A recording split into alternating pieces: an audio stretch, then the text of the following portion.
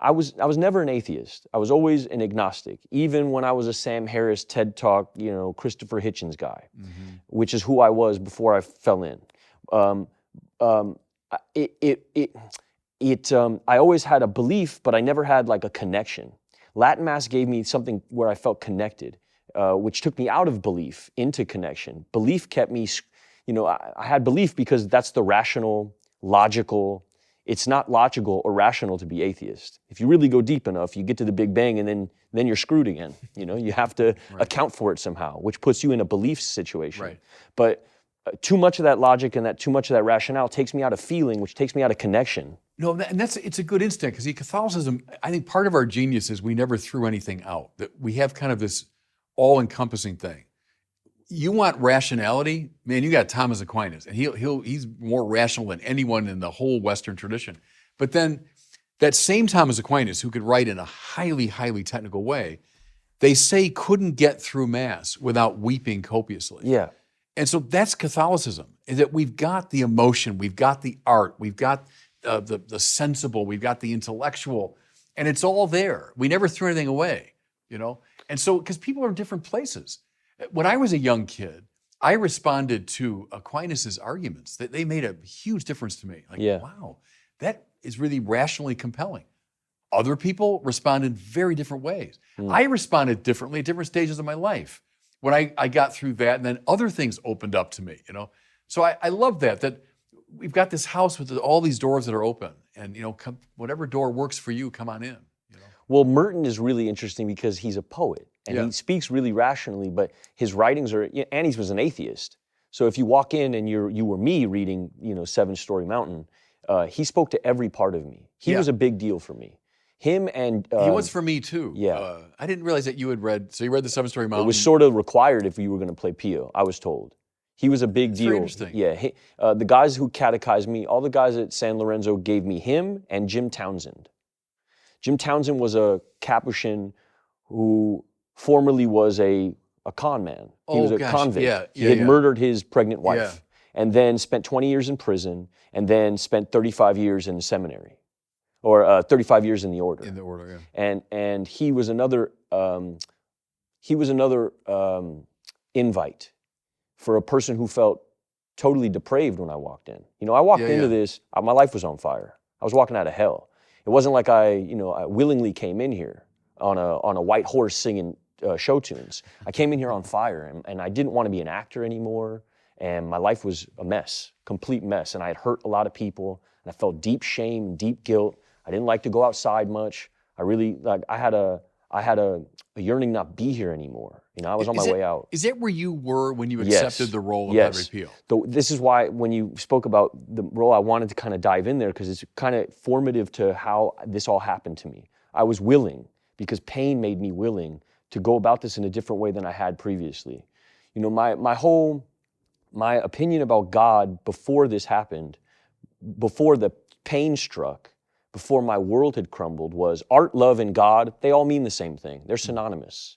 And as an artist who creates art, I found myself in a godly position often, right? Where I was in charge.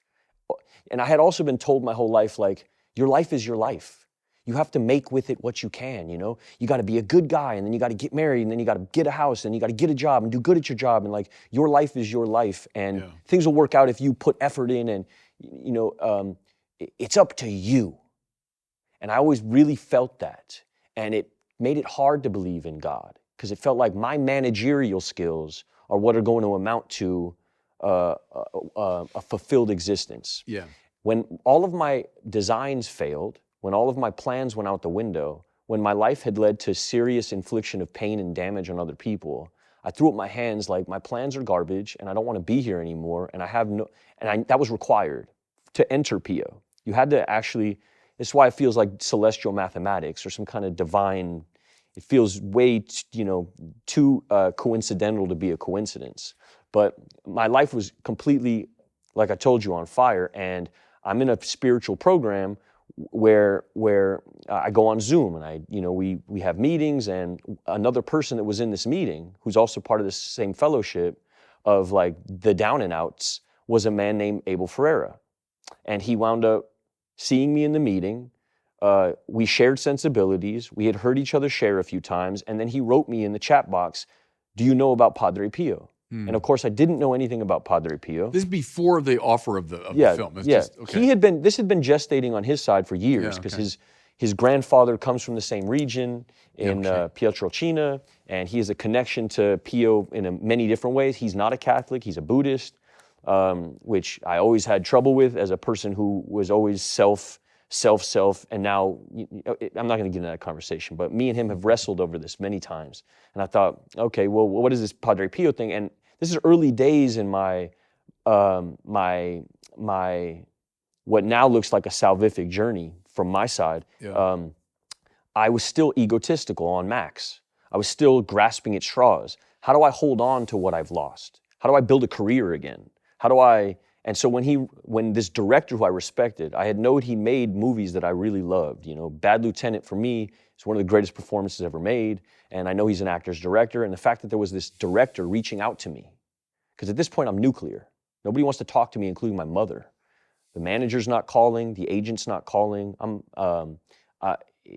not connected to the business anymore. And so the fact that this man reached out to me felt like something like, in my egoic mind, wow, this is a miracle. This is my chance. This is my chance. Yeah. And so my ego shows up. And now I'm like, yeah, well, Padre Pio. And my ego is what makes me research Pio. It's not my Catholicism or my yearnings towards God. So you thought this would be a cool role for me to play. Great, now I can get back on the horse. You know? Yeah, okay. And so I start researching Pio. And as I'm researching Pio, he tells me about his plans to make a movie, and he tells me that Willem Dafoe is going to be in the movie. And now I'm really in ego. Wait, so I can go from bottom barrel to working with Willem Dafoe? This is my chance, you know, back on the hustle, back on the ego. Yeah. And I start leaning into this thing, and he says, well, if you want to do this role, I need you to start researching.